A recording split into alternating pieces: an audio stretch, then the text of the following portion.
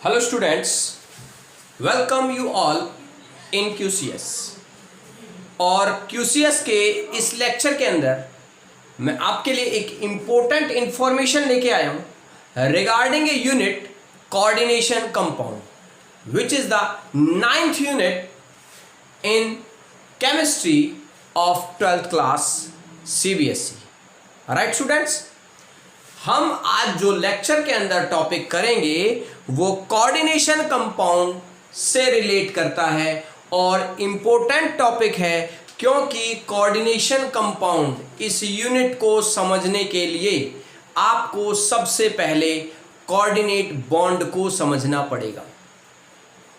Right, ये coordinate bond होता क्या है या हम इस कोऑर्डिनेट बॉन्ड को कहां पर यूज करते हैं या कर सकते हैं या किन कंडीशंस में कोऑर्डिनेट बॉन्ड फॉर्म होता है, इस लेक्चर के अंदर मैं वो सारी इंफॉर्मेशंस तो दूंगा ही आपको, साथ ही मैं आपको कोऑर्डिनेशन कंपाउंड के बेसिक स्ट्रक्चर से इंट्रोड्यूस भी कराऊंगा इस लेक्चर के अंदर, ताकि आपके सामने जब भी कोई कोऑर्डिनेशन कंपाउंड आए तो आप उसको इजीली आइडेंटिफाई कर पाएं कि इट्स ए कोऑर्डिनेशन कंपाउंड और it's a double salt. Because there is a difference in the chapter between complex compound, जिसे हम कोऑर्डिनेट कंपाउंड भी बोलते हैं, एंड सॉल्ट। उनके बीच में जो डिफरेंस है वो डिफरेंस भी आज आपको इस लेक्चर के अंदर समझ में आ जाएगा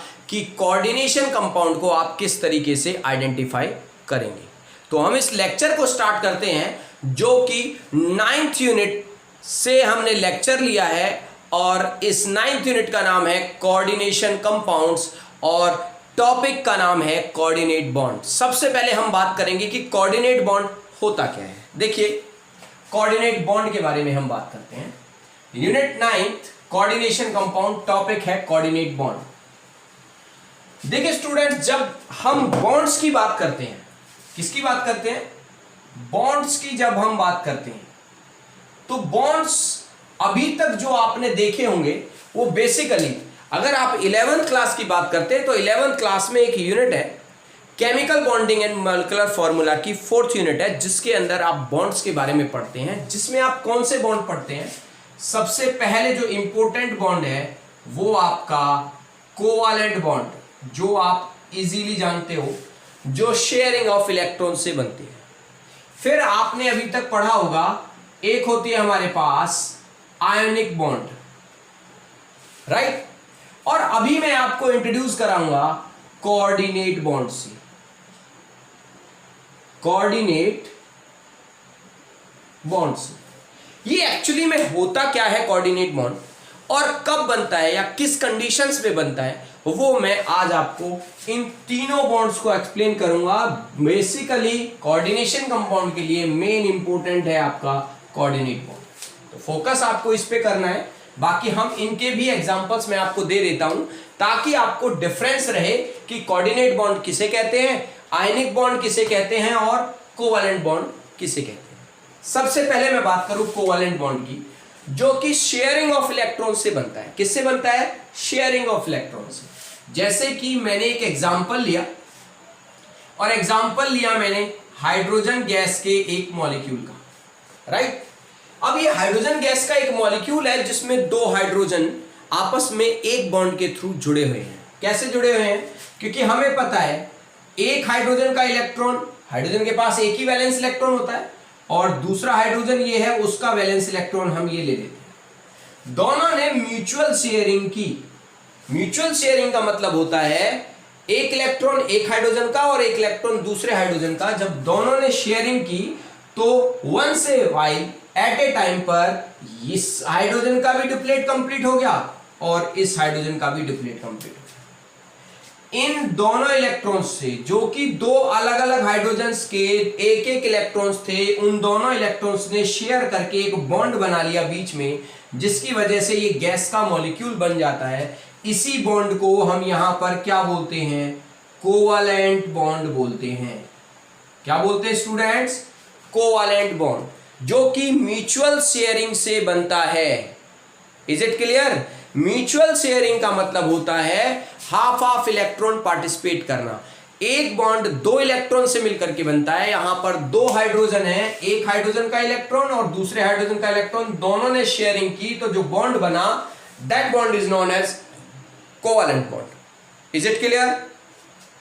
नेक्स्ट हम आते हैं आयनिक बॉन्ड पर। और आयनिक बॉन्ड कैसे बनता है वो देखिए, हम यहां भी एक एग्जांपल से एक्सप्लेन कर देते इसको।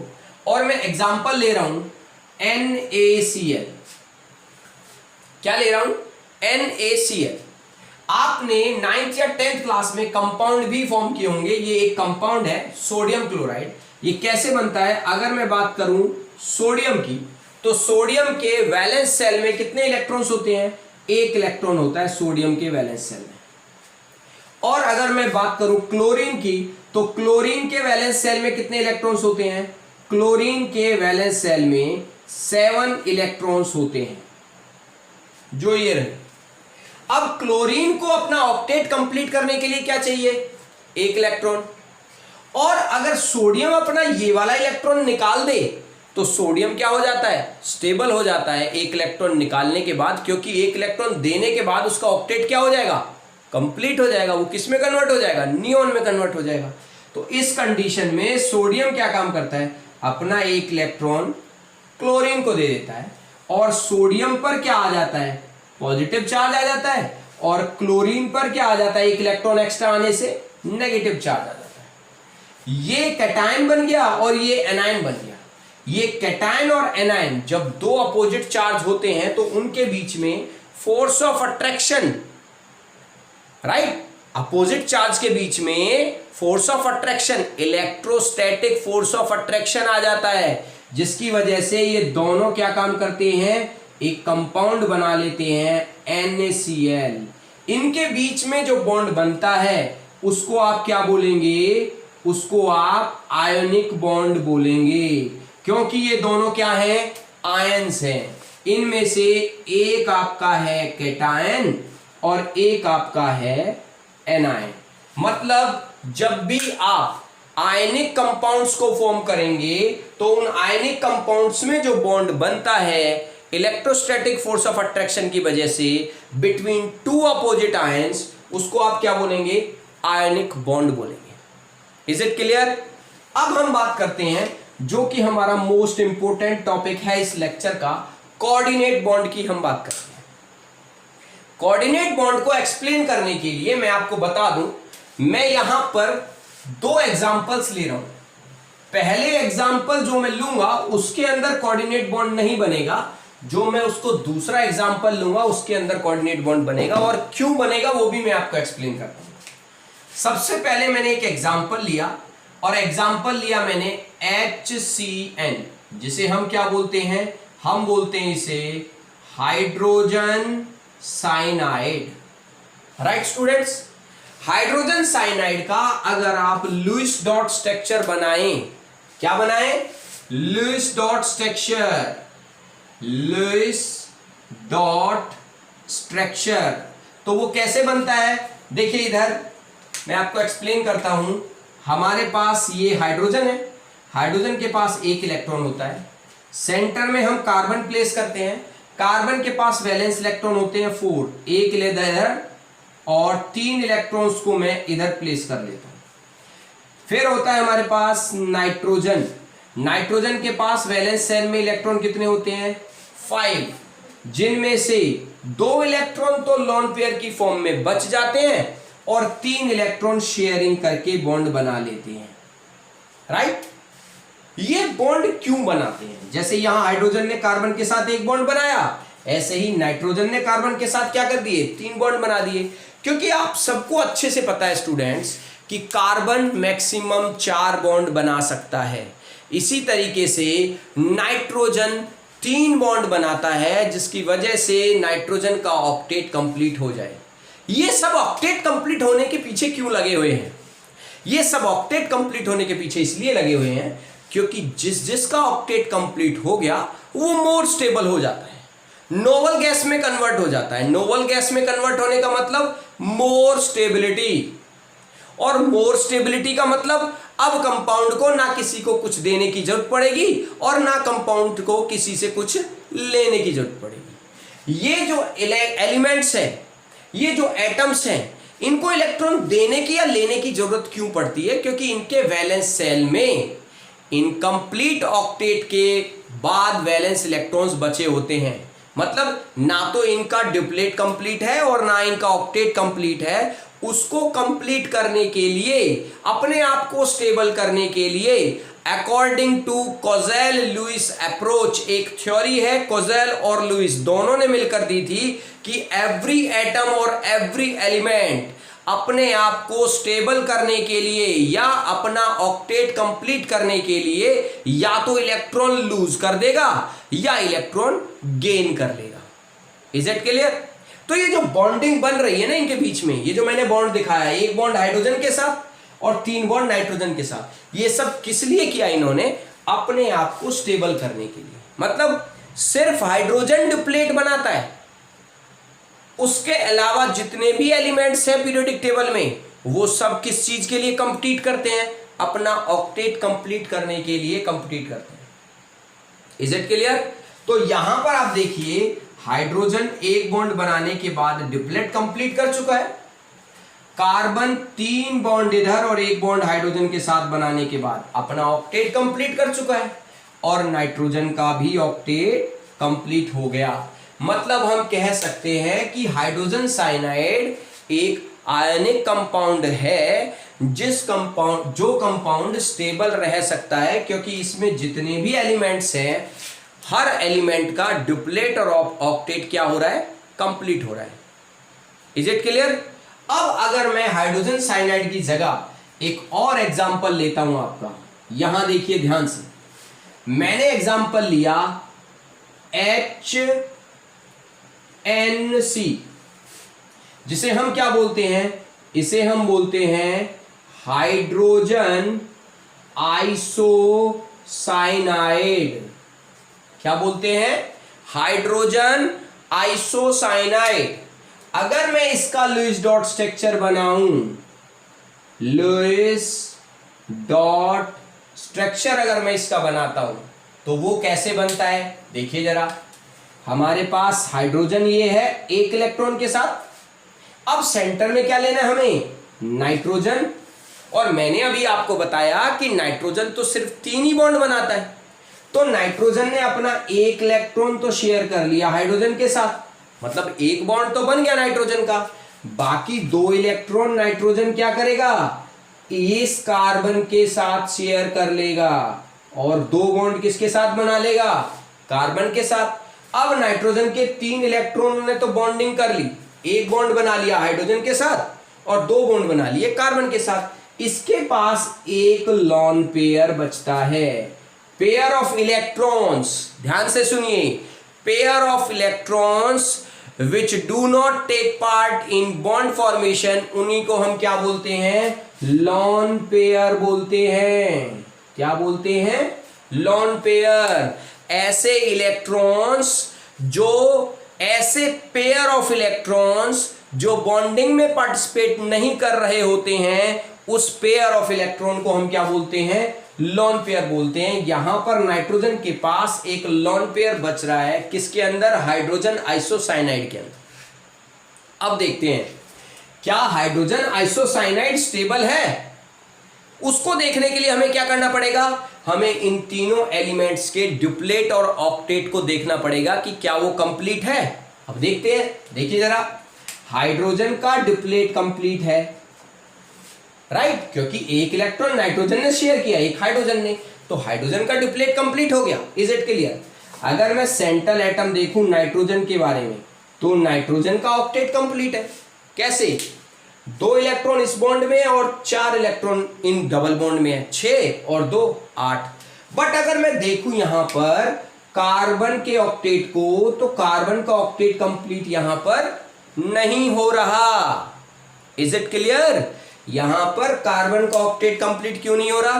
क्योंकि कार्बन ने सिर्फ 2 ही बॉन्ड बनाए, जिसकी वजह से इसके पास 4 इलेक्ट्रॉन तो थे और 2 इलेक्ट्रॉन शेयर किए इसने, तो टोटल इलेक्ट्रॉन कितने हो गए? 6 इलेक्ट्रॉन हो गए। अभी इसको ऑक्टेट कंप्लीट करने के लिए 2 इलेक्ट्रॉन्स और चाहिए, बट वो 2 इलेक्ट्रॉन्स इसके पास तो है नहीं, और ये बॉन्ड भी नहीं बना सकता अब नाइट्रोजन के साथ, क्योंकि नाइट्रोजन के तो 3 बॉन्ड कंप्लीट हो गए। ऐसी कंडीशन में आप देखिए नाइट्रोजन के पास एक लोन पेयर बच रहा है। क्या बच रहा है? एक लोन पेयर बच रहा है। ये लोन पेयर नाइट्रोजन क्या काम करेगा?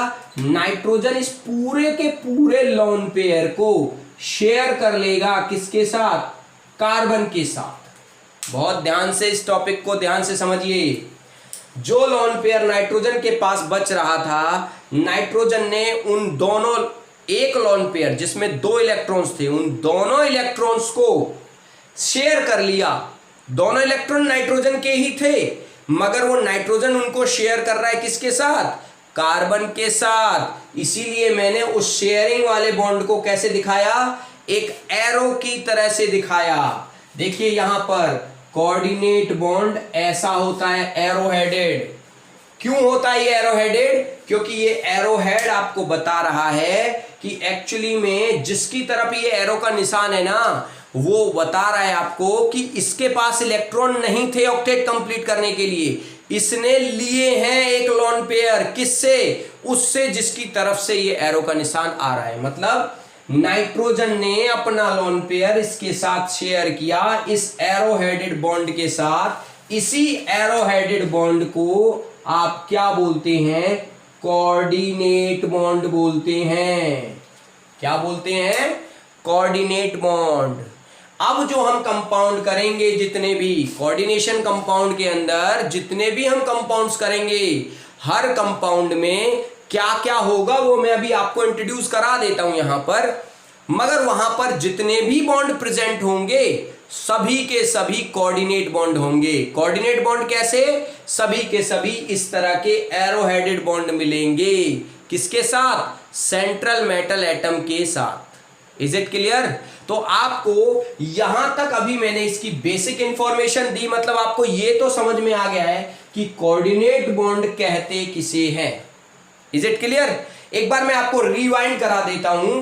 कोऑर्डिनेट बॉन्ड का मतलब होता है जब किसी एटम का या किसी एलिमेंट का कंपाउंड के अंदर ऑक्टेट कंप्लीट नहीं होता है, 2 इलेक्ट्रॉन्स की जरूरत पड़ती है, तो उस कंडीशन में ऐसा एलिमेंट या ऐसा एटम जिसके पास एक लोन पेयर होता है, वो पूरे लोन पेयर को शेयर कर लेता है उस दूसरे एलिमेंट के साथ, ताकि दोनों का ऑक्टेट क्या हो जाए? कंप्लीट हो जाए। वो जो शेयर होता है ना लोन पेयर, वो एरो की तरह शेयर होता है। और एरो किस तरफ होता है? उस एलिमेंट की तरफ होता है जिस एलिमेंट का ऑक्टेट कंप्लीट नहीं है। तो उस एरो हेडेड बॉन्ड को ही हम क्या बोलते हैं? कोऑर्डिनेट बॉन्ड बोलते हैं। राइट स्टूडेंट्स, अब हम बात कर लेते हैं कोऑर्डिनेट बॉन्ड। तो हमें समझ में आ गया। मैं अब आपको इंट्रोड्यूस करा देता हूं कोऑर्डिनेट कंपाउंड से। कोऑर्डिनेट कंपाउंड क्या होता है? बहुत इजी है स्टूडेंट्स। अगर आप बहुत ध्यान से इस लेक्चर को देख रहे हैं तो इस लेक्चर के बाद आपके ये जो बेसिक 2 डाउट्स हैं कि what is the coordinate bond, how it is formed and why it is necessary to form, ये सब क्वेश्चंस है जो मैं आपको बोल रहा हूं अभी। What is coordinate bond, how it is formed, why it is necessary to form the coordinate bond, which element form the coordinate bond, for whom element. Next, coordinate compound की हम बात करें या coordination compound की हम बात करें, coordination compound, तो coordination compound कुछ ऐसा दिखाई देता है। देखिए मैं आपको बताता हूं। सबसे पहले कोऑर्डिनेशन कंपाउंड जो होगा वो स्क्वायर ब्रैकेट के अंदर होगा। किसके अंदर होगा? स्क्वायर ब्रैकेट के अंदर। और स्क्वायर ब्रैकेट के अंदर जब स्क्वायर ब्रैकेट स्टार्ट होगा ना आपका, तो उसमें सबसे पहले यहां पर मेटल होगा। क्या होगा? मेटल। और ये मेटल बेसिकली आपका ट्रांजिशन एलिमेंट मिलेगा। क्या मिलेगा? ट्रांजिशन मेटल मिलेगा। वो भी फर्स्ट सीरीज का, स्कैंडियम वाली सीरीज का ट्रांजिशन मेटल मिलेगा यहां पर मेटल की जगह। राइट? फिर आपके बाद मेटल के बाद यहां पर आपके पास लिगेंड्स होंगे। क्या होंगे? लिगेंड्स होंगे। और वो लिगेंड्स भी कैसे अरेंज होंगे? वो लिगेंड्स होंगे अल्फाबेटिकली ऑर्डर में। किसमें? अल्फाबेटिकली ऑर्डर में वो लग रहे होंगे।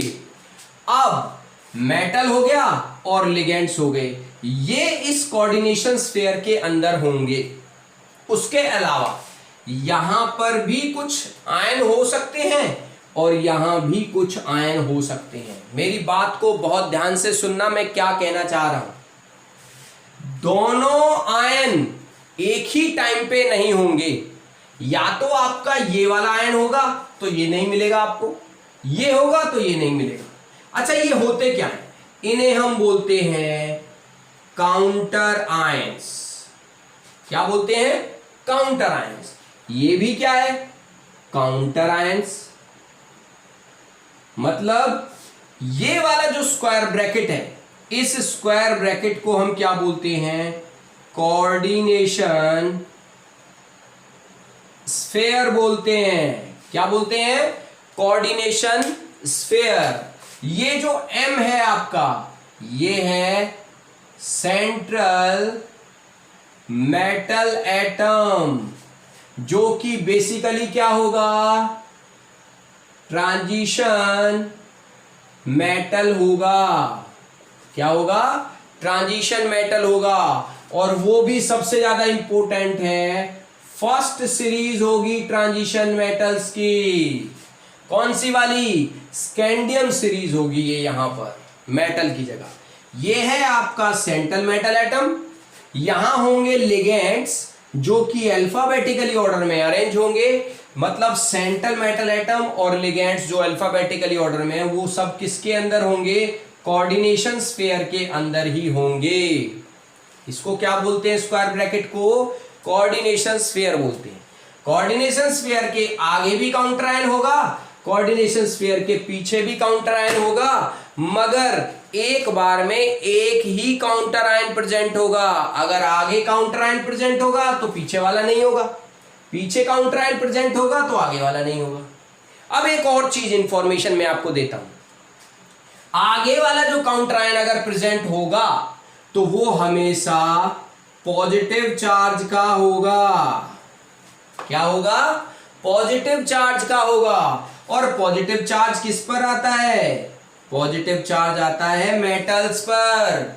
और ये मेटल्स कौन से हो सकते हैं? ये मेटल्स हो सकते हैं, एल्कली मेटल्स भी हो सकते हैं, एल्कलाइन अर्थ मेटल्स के अंदर भी हो सकते हैं, या ये ट्रांजिशन मेटल्स में से भी कोई मेटल हो सकता है। जनरली यहां पर मेटल कौन सा मिलेगा आपको? या तो पोटेशियम मिलेगा, या आपको सोडियम मिलेगा, या आपको मरकरी मिलेगा। ये आपको तीन मेटल मिलेंगे अगर आगे काउंटर आयन प्रेजेंट होगा तो कोऑर्डिनेशन स्फीयर पर, राइट? क्योंकि वो काउंटर आयन अगला वाला क्या होगा? पॉजिटिव चार्ज का। अब एक चीज समझिए, अगर आगे काउंटर आयन है पॉजिटिव चार्ज का, तो कोऑर्डिनेशन स्फीयर पर क्या होना चाहिए? नेगेटिव चार्ज होना चाहिए। क्या होना चाहिए? Negative charge. जी, मैं आपको बता दूं कि अगर आगे काउंटर आयन प्रेजेंट है, ये वाला जिस पर पॉजिटिव चार्ज है, तो कोऑर्डिनेशन स्फीयर क्या शो करेगा? नेगेटिव चार्ज शो करेगा। और अगर काउंटर आयन पीछे प्रेजेंट है तो पीछे वाला काउंटर आयन होगा नेगेटिव चार्ज का। किसका होगा? नेगेटिव चार्ज का। मतलब जब पीछे काउंटर आयन प्रेजेंट है और उस पर नेगेटिव चार्ज होता है, ये मैं आपको बता रहा हूं कि फिक्स होता है वो नेगेटिव चार्ज, तो काउंटर आयन पर क्या होगा? पॉजिटिव चार्ज होगा। और यहां पर ये वाले जो काउंटर आयन मिलेंगे वो आपको कौन से मिलेंगे? वो आपको नॉन मेटल्स मिलेंगे, आयंस या नॉन मेटल्स मिलेंगे। तो यहां पर मैंने आपको कोऑर्डिनेशन कंपाउंड को इंट्रोड्यूस भी करा दिया है। आप ध्यान से समझिए, कोऑर्डिनेशन कंपाउंड में कोऑर्डिनेशन स्फीयर होता है जो स्क्वायर ब्रैकेट होते हैं, राइट? फिर उसके बाद स्टार्टिंग में मेटल एटम होता है, कौन सा? ट्रांजिशन मेटल एटम होगा, बेसिकली फर्स्ट सीरीज से होगा, और उसी को हम क्या बोलेंगे, सेंट्रल मेटल एटम बोलेंगे। उसके बाद यहां कोऑर्डिनेशन स्फीयर क्लोज होने से पहले तक यहां क्या होंगे, लिगेंड्स होंगे। वही लिगेंड्स मेटल के साथ कोऑर्डिनेट बॉन्ड के थ्रू बॉन्डेड होंगे। हम इस कंपाउंड को कोऑर्डिनेशन कंपाउंड क्यों बोलते हैं, क्योंकि ये जो लिगेंड्स होते हैं ना, यही लिगेंड्स कोऑर्डिनेट बॉन्ड बनाते हैं इस सेंट्रल मेटल एटम के साथ और इस कोऑर्डिनेशन स्फीयर के अंदर रहते हैं। इसीलिए इस कंपाउंड को क्या बोलते हैं, कोऑर्डिनेशन कंपाउंड बोलते हैं। Is it clear? यहां जो लिगेंड्स होंगे वो एक तरह के भी हो सकते हैं और एक से ज्यादा तरह के भी हो सकते हैं। तो वो भी किस में प्रेजेंट होंगे, अल्फाबेटिकल ऑर्डर में प्रेजेंट होंगे। यहां पर मतलब अल्फाबेटिकली जो फर्स्ट लेटर से आ रहा है वो पहले होगा, फिर बाद में, फिर इस तरीके से वो लिगेंड्स यहां पर अरेंज होंगे अगर एक से ज्यादा तरह के हैं तो। काउंटर आयन दोनों तरफ होते हैं मगर एक बार में एक ही काउंटर आयन मिलेगा। अगर आगे काउंटर आयन होगा तो पीछे नहीं मिलेगा, पीछे होगा तो आगे नहीं मिलेगा। उसी के बिहाफ पर मैंने आपको फिक्स बता दिया, आगे वाला काउंटर आयन हमेशा पॉजिटिव चार्ज का होता है, पीछे वाला काउंटर आयन हमेशा नेगेटिव चार्ज का होता है। आप जैसे कंपाउंड बनाते हैं ना, जैसे आपने कंपाउंड बनाया NaCl, तो Na में पॉजिटिव चार्ज पहले रखा और नेगेटिव बाद में रखा। तो अगर पीछे काउंटर आयन नहीं है तो तब देखिए जब पॉजिटिव चार्ज आगे आ रहा है तो कोऑर्डिनेशन स्फीयर पर ऑटोमेटिकली क्या आ जाएगा, नेगेटिव चार्ज। और अगर काउंटर आयन पीछे है तो पीछे वाले पर क्या है, नेगेटिव चार्ज।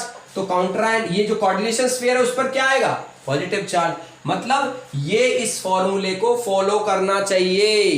फॉलो का मतलब हमेशा जब आप कोई भी कंपाउंड लिखें या आप कोऑर्डिनेशन कंपाउंड ही लिख रहे हैं तब भी पॉजिटिव चार्ज वाले को आप पहले लिखेंगे और नेगेटिव वाले को बाद में लिखेंगे।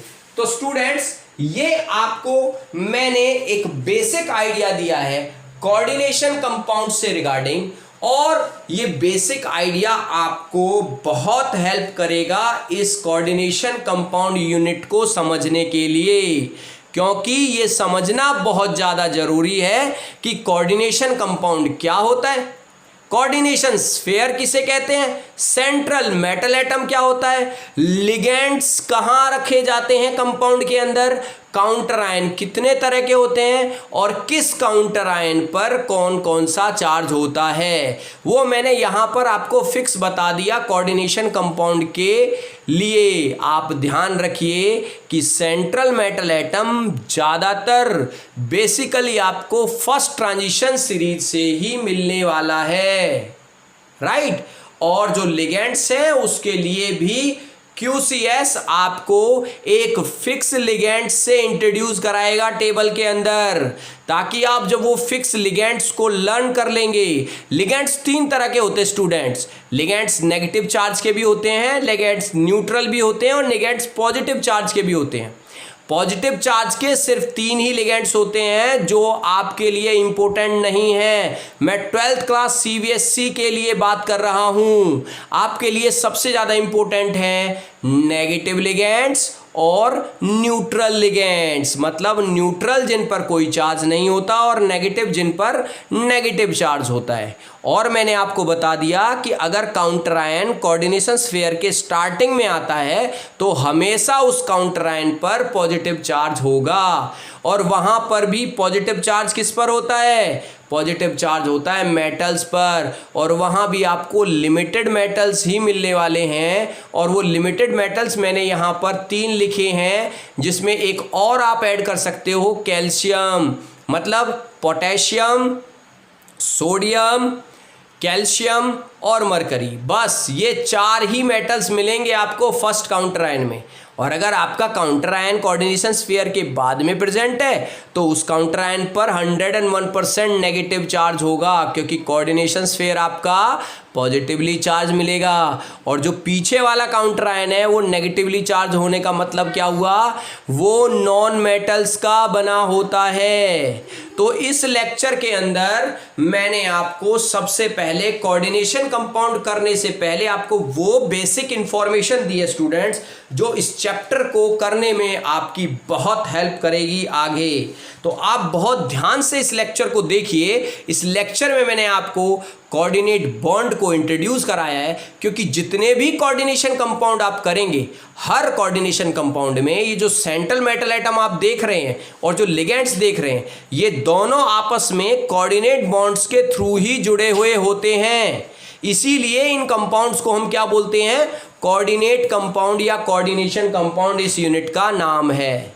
Is it clear? तो इस चैनल को सब्सक्राइब, लाइक और शेयर करना ना भूलें। और कोऑर्डिनेशन केमिस्ट्री या कोऑर्डिनेशन कंपाउंड को QCS आपको बहुत इजी तरीके से समझाने वाला है आने वाले कुछ वीडियोस के अंदर, तो कि आप कोऑर्डिनेशन कंपाउंड को टिप्स पर लेके आएगा आपके लिए। कौन? सिर्फ QCS। Good luck students.